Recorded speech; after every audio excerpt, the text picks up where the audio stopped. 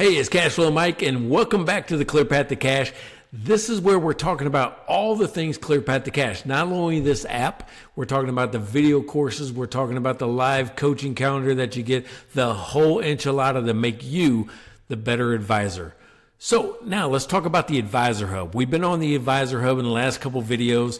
We've talked about the quick assessment. Now I'm going to talk about the standalone tools. These are tools that I put into this product because you don't need to create a client. You don't need to upload a bunch of data. You just need a quick answer to a quick question. That's what these tools are for. So when I click on standalone tools, there's 3 of them. Yep, we've already talked about the quick assessment, but now let's talk about the Mini P&L. There's also this process optimizer, which is super cool as well. But let's start with the Mini P&L that answers a lot of questions like, what if I raise prices? What if I hire a CFO? How much do I need to break even? All of those type of questions are answered inside the Mini P&L. So when I click on it, it opens up the tool, right? So everything here is kind of based on tools. You got to remember this about advisory services. It is not a step 1, step 2, step 3, step 4, and everybody falls in the same line. You have to listen to what your client's saying and know what tool to use when, and that's why I built the library. And the library tells you what tool to use based on what you're hearing, what we're seeing with the client's data. So the Mini P&L Sandbox has got 2 different things.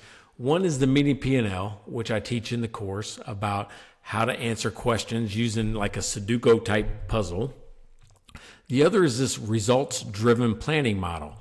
And the results-driven planning model is all about start with the end in mind, how to create your goals and determine whether or not they're real. Today we're going to talk about just the standard P&L, right? The standard P&L is just asking questions. If I sell this much and I want to have 60% cost of goods sold or 40% gross profit or 25% operating expense, how much will I make, right? How much will I make? Well, let's ask this. In this case, this is the Mini P&L is all about clearing the noise. It's just giving you the top line, the biggest categories on the income statement. This is saying if I'm spending $250,000 now, what happens if I hire a new manager and it costs me $50,000 more? Well, what I'm going to do is I'm going to show you that I'm going to take that 250 and I'm going to change it into 300. And there we go. Tab out of it. Now that becomes 30%. I just took 5% off of my net profit. So in order for transferable value to stay a certain percentage, this is what happens. All you're doing is doing what if scenarios. What if I sell more? What if it costs me more? What if it, I want to make more in my transferable value, right? I don't want 60%. I want, 50%. How much is that? That's basically what I'm trying to ask. So the other thing is on unit mode. One is the annual or the monthly or whatever you put in there. The other is unit. What are things per unit? How much do things cost? What would happen if I, increase price by 10%? All of these questions can be answered in the Mini P&L. If you don't know how to work the actual, fields that are on here, don't worry about it. It's easy. It's easy. You can just put in, I want to reduce operating expense. I want to hire somebody. There's all these mini tools or widgets off to the side that helps you make good decisions about what would happen if. This is a what if, like what's going to happen in the future. And then if you don't know, you can say, well, I can ask AI. Yeah, this is where AI is built in. This is the first time you've seen it since I've started this podcast. AI is built in very specific places because if you've ever used like ChatGPT or Claude or any of these folks, if you give it too broad a prompt, it's going to go crazy. It's going to do all kinds of crazy things. This is very specific to what we're doing on this page in these fields with this specific information. So you're going to get a better answer. Not only that, it isn't just AI, it's also MI. Yep. My intelligence, the stuff I wrote in the books, the stuff I put, on paper, the stuff I put in the courses, that's built into the product as well.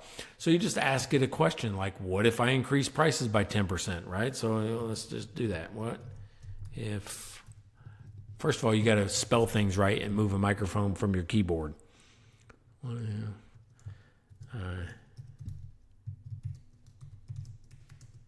By 10%. I ask AI, it analyzes it, and it's going to give me some answers, right? That's basically what we're doing. Now, AI is a little bit slower than this podcast, so we can talk, we can think about it, we can do all this, but it's going to produce the actual result for you. So when you ask AI, it's going to create the scenario for you so you can see it, you can interpret the numbers. So this is a mini P&L.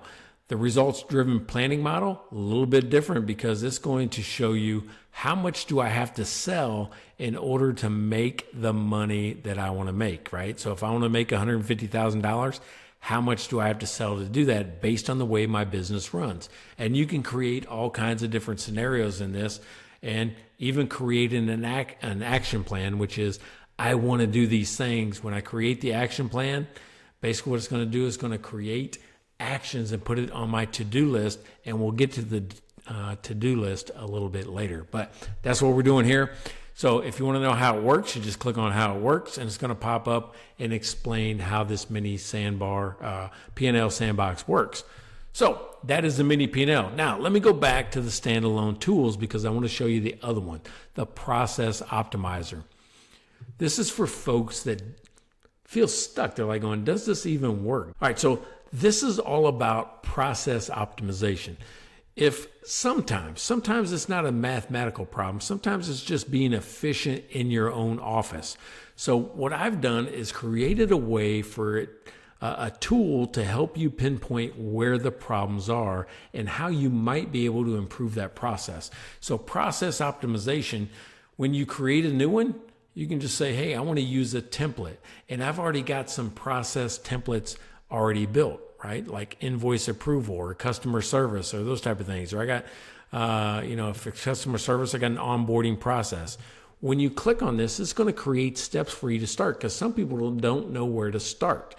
So what I've done is create the steps and give you not only a timeline, a Gantt chart, but show you the exact steps that you might go through, step 1, step 2, step 3.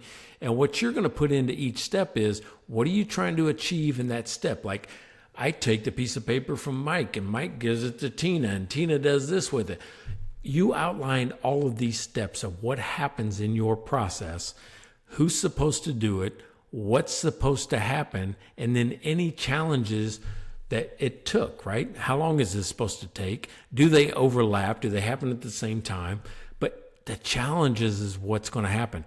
It's like going every time Tina takes a call from XYZ company, it takes 30 minutes of her time, so she falls behind in the process.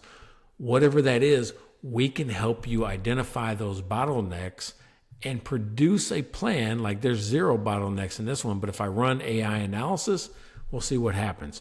Because I put in my steps, just fill out those simple little forms, tells you the total steps, how long it takes from starting to ending, and boom, hey, AI will tell you we can improve this from 8 days to 5 days by doing these things, right? So you've got an AI plan and you can generate the plan and put it on your action plan. So this is the process optimization tool. What you do is you create a process, right? You create a process, do the analysis tools, but in the process, when you create it, you're going to either start from scratch, and when you start from scratch, like we're going to do TD cutting, when I start from scratch, I'm just going to put in my steps, right? Add a step, add a step, add a step is basically what we're doing. Adding a step, putting in the end result, who's it assigned to, the actions, how long it takes, any issues or observations that I have, does it overlap with other steps, and save. And when you save, it's going to create this big step program for you in a Gantt chart, a timeline view, and analyze where you can get better based on all of the things AI knows about this type of process. So those are the 2 standalone tools that you should pay attention to. One is a mini P&L to answer your what if questions. This is if you get stuck in a process, things that are happening. Maybe you got a manufacturing line, an engineering process, just a project. It doesn't matter. This will help you identify the roadblocks and give you advice on how to get past them. So I'm Cashflow Mike. If you want to know more about the Clear Path to Cash, go to cashflowmike.com.